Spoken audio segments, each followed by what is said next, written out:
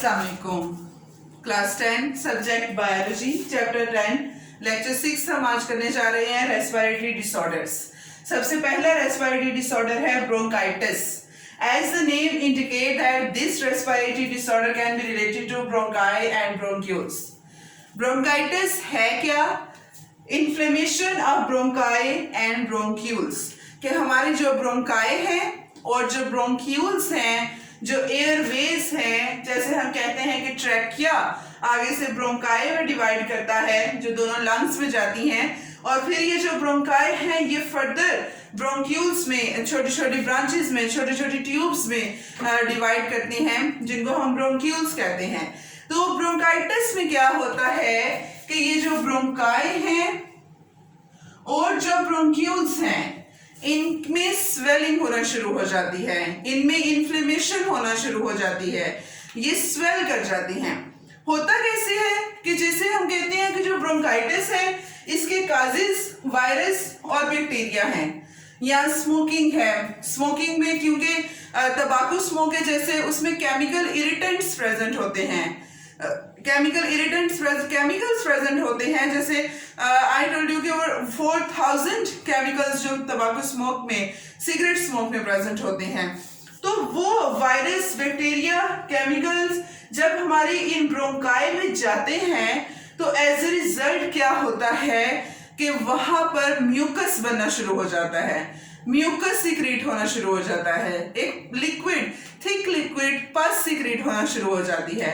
जब ये thick liquid यहाँ पे सिक्रीट होता है तो एज ए रिजल्ट क्या होता है कि जो ब्रोंकाई की वॉल्स हैं और ब्रोंक्यूल की जो वॉल्स हैं इनमें स्वेलिंग होना स्टार्ट हो जाती है, ये इन्फ्लेमेट होना शुरू हो जाते हैं, इनकी जो वॉल्स हैं इनमें स्वेलिंग होना स्टार्ट हो जाती है।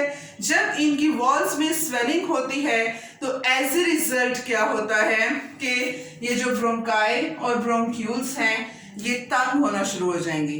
जाहिर सी बात है जब जो वॉल्स हैं, वॉल्स बड़ी बड़ी होना शुरू हो गई हैं, स्वेल हो गई हैं, तो फिर वो जो ब्रोंकाई का जो रास्ता है एयरवेज का वो नैरो होना स्टार्ट कर देगा, तंग हो जाएगा, इसको हम फिर कहते हैं ब्रोंकाइटिस, जिससे फिर सांस लेना प्रॉब्लम होता है क्योंकि यहाँ से हवा, तंग रास्ता है तो वहां से हवा पास इजिली नहीं कर पाती। अब ब्रोंकाइटिस में जैसे मैंने आपको बताया कि म्यूकस प्रोडक्शन हो रही है, म्यूकस प्रोडक्शन की वजह से फिर क्या होगा, जो ब्रोंकाई और ब्रोंक्यूल की वॉल्स हैं वो स्वेल होना शुरू हो जाएंगी। जब उनकी वॉल्स स्वेल होना शुरू होंगी तो एज ए रिजल्ट क्या होगा कि उनके जो ब्रोंकाई की जो ट्यूब्स का रास्ता है, एयरवे का रास्ता है, वो नैरो होना स्टार्ट कर देगा, वो तंग होना शुरू हो जाएगा। काजेस हमने बताया इसके कि वायरस, बैक्टीरिया, वायरल इन्फेक्शन है।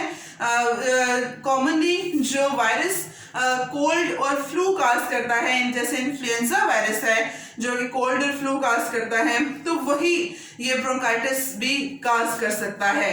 तो स्मोकिंग है, तंबाकू smoking, as I told you कि तंबाकू स्मोकिंग में there are many chemicals irritants present जो कि जाते हैं और हमारी ब्रोंकाई और ब्रोंक्यूल्स को इन्फ्लेमेट कर सकते हैं। और पोल्यूशन है, पोल्यूशन, एयर पोल्यूशन के अंदर बहुत सारी हार्मफुल गैसेस प्रेजेंट हैं, डस्ट पार्टिकल्स प्रेजेंट हैं जो कि ब्रोंकाइटिस काज करते हैं।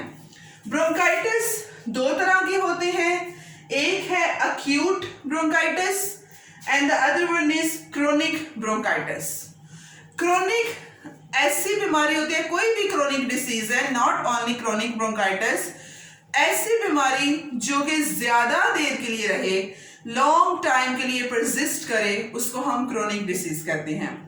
और ऐसी डिसीज जो शॉर्ट टाइम के लिए परसिस्ट करे उसको हम अक्यूट डिसीज कहते हैं।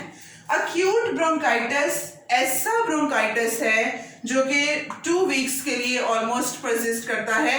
2 हफ्ते के बाद ये जो ब्रोंकाइटिस है ये ठीक हो जाता है। और जो क्रोनिक ब्रोंकाइटिस है ये 3 मंथ से 2 इयर्स तक जो है वो रहता है। 3 मंथ से 2 इयर्स तक इसका जो है वो लाइफ स्पेन है।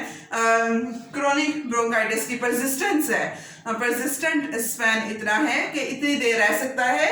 और क्रोनिक ब्रोंकाइटिस ज्यादातर जो 45 एज के लोग हैं उनमें ये क्रोनिक ब्रोंकाइटिस की डिसीज ज़्यादा जो है वो पाई जाती है, बिकॉज उनकी जो ब्रोंक्यूल्स है, ब्रोंकाइल्स हैं, वो टाइम टू टाइम वीक होना स्टार्ट कर देते हैं। तो इस वजह से वायरल और बैक्टीरियल इन्फेक्शंस उन पे ज़्यादा जो है वो जल्दी काज होते हैं। तो यहाँ पर अगर हम काजेस में देखें, अक्यूट ब्रोंकाइटिस जो है इसके क्या काज हैं, तो अक्यूट ब्रोंकाइटिस बेसिकली कहा जाता है कि 85 से जो 95% ब्रोंकाइटिस है, अक्यूट ब्रोंकाइटिस, वो वायरस की वजह से होता है। वायरल इन्फेक्शन है, वायरस बैक्टीरिया दोनों हैं, लेकिन ज्यादातर जो 85 से 95% ब्रोंकाइटिस होता है वो वायरल इन्फेक्शन की वजह से होता है, वायरस की वजह से होता है। इस वजह से आप अगर कहें कि आपको अक्यूट ब्रोंकाइटिस है तो you can take antibiotics to treat it, तो नो, हम क्योंकि एंटीबायोटिक तो बैक्टीरिया को मारने के लिए यूज की जाती है, तो ये तो वायरल इन्फेक्शन है, तो इस वजह से एंटीबायोटिक्स अगर हम यूज करें तो उसका कोई इतना खास असर जो है वो नहीं होगा इसके ट्रीटमेंट में। तो ये वायरल मेडिसिन हैं जो over the counter available medicine होती हैं, एस्प्रिन है, जैसे नेप्रोक्सन है, आइब्यूप्रोफेन है, वो मेडिसिन हम लें, मेडिकेशंस वो वाली यूज करें, तो उससे हमारा ये जो अक्यूट ब्रोंकाइटिस है वो ठीक हो सकता है।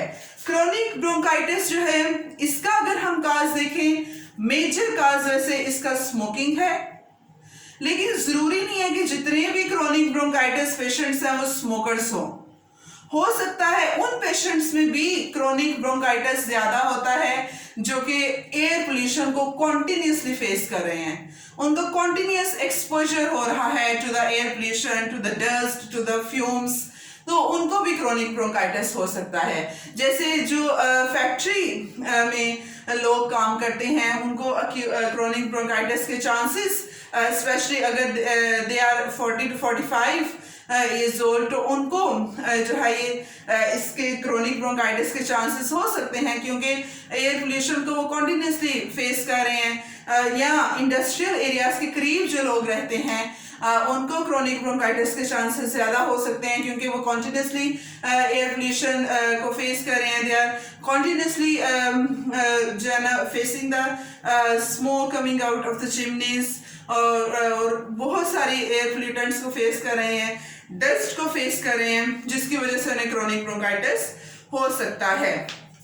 तो ये अक्यूट ब्रोंकाइटिस और क्रोनिक ब्रोंकाइटिस हमने देखा।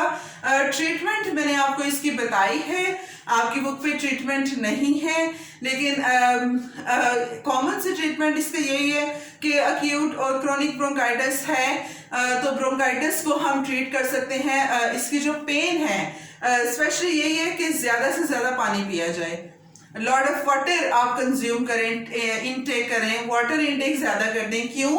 क्योंकि अगर हम वाटर इनटेक ज़्यादा करेंगे तो उसकी वजह से जो म्यूकस है हमारी ब्रोंकाई में प्रेजेंट, ये जो म्यूकस है ये पतला होगा, थिन होना शुरू हो जाएगा अगर हम वाटर इनटेक ज़्यादा करेंगे। तो जब वाटर इनटेक ज़्यादा करेंगे म्यूकस थिन होगा, तो फिर आहिस्ता आहिस्ता उसकी जो है वो ट्रीटमेंट हो सकती है।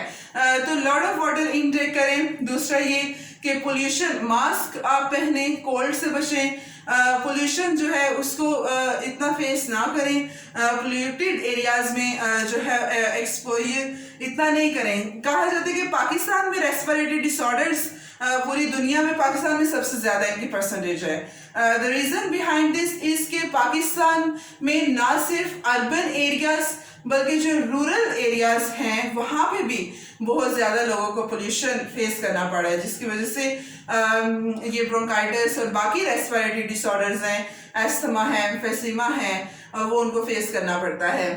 तो ट्रीटमेंट में मैंने आपको बताया कि ओवर द काउंटर जो मेडिसिन अवेलेबल हैं, क्योंकि ब्रोंकाइटिस की वजह से पेन होती है, तो फिर आप डिस्प्रिन जो एस्प्रिन है, नेप्रोक्सन है, आइब्यूप्रोफेन है, ये मेडिकेशंस अगर आप लें तो इसकी वजह से आपको पेन रिलीवर्स हैं, क्योंकि तो फिर इसकी वजह से ये पेन इसकी रिलीव हो सकती है।